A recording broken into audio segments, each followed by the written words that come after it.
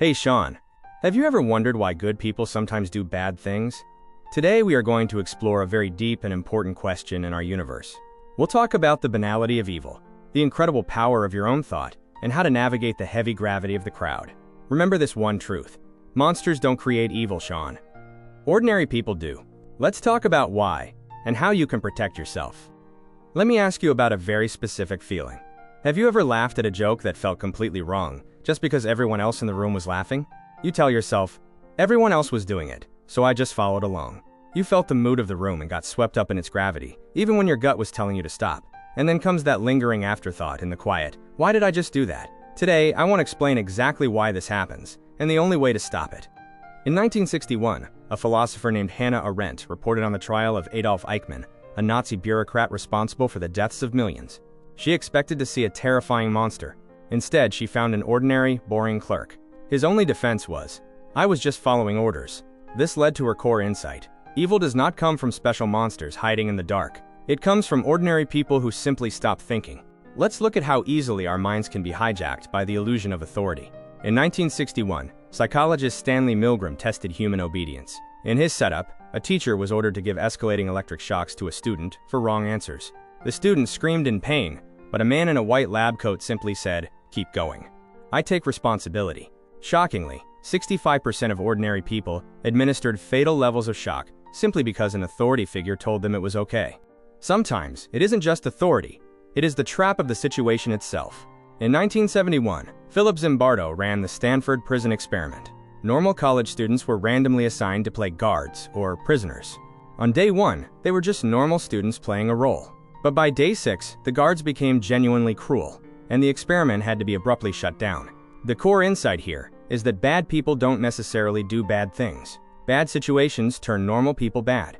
Where you are in the galaxy and who you orbit with heavily dictates how you act. There are 4 paths that can lead a bright star into the shadows. First is authority, the fear of punishment that creates a habit of blind obedience, thinking, "Adults said so." Second is conformity. The deep fear of being excluded from the constellation paralyzes your personal judgment, making you say, "Everyone does it." Third is escalation, crossing the line in tiny steps, saying just a little bit until you are far from who you were. And the fourth, the most dangerous, is thoughtlessness, acting mechanically without ever asking why, just telling yourself, "I'm just doing my job." So what is your defense? The opposite of evil is not goodness. The opposite of evil is thinking.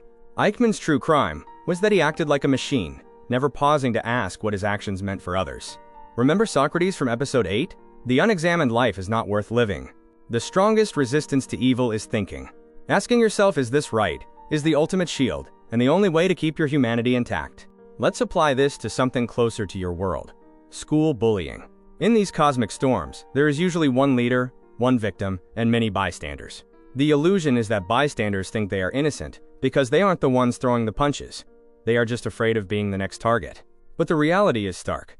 Standing by in silence is the very machinery that allows the cruelty to happen. Saying "everyone does it" is not an excuse. Remember, that is the exact phrase Eichmann used.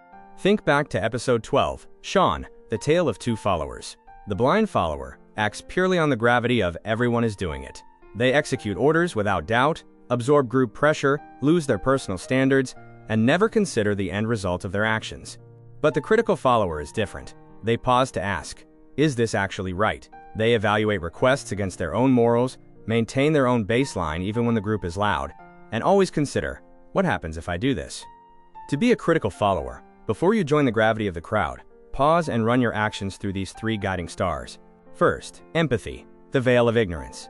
Ask yourself, "If I were the target of this action, how would I feel?" Second, regret. Will I look back on this moment and feel ashamed? And third, universality, Kant's moral law. What kind of world would we live in if absolutely everyone acted this way right now? When the group pressure is heavy, you might feel like you have to make a huge, loud scene to stop it. But you don't. The first step is simple. If something feels wrong, simply do not participate. You don't always have to loudly object right away. Just stepping back, refusing to laugh, and withholding your participation breaks the chain of "everyone is doing it." Never underestimate that quiet power, Sean. Your absence speaks volumes. As we end today's transmission, never forget, evil is not a monster hiding in the dark. It is simply an ordinary person who has surrendered their ability to think. Stay thoughtful, Sean. Your beautiful mind is your best protection. Keep your compass lit.